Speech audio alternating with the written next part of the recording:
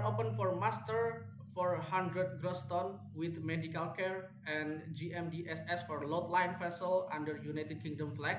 This vessel is very small vessel. It's only under 400 gross ton. This is for Spanish, and the area will be in Spanish coast. The salary will be 7,000 US. Sorry, 7,000 euro per month, and the rotation will be 2 months on and 1 month off.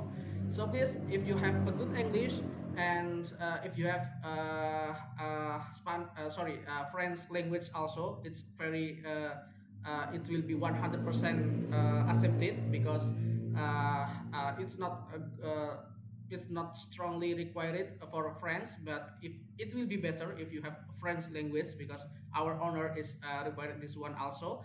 And you need to have GMDSS, medical care, and master under 400 gross ton. It's no problem.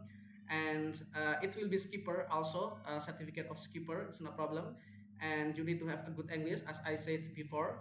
And yeah, if you are interested for this vacancy, please you can send your application to our email, or you can put it directly to our link database. Yeah, we will provide you this information in this video description. Bye bye.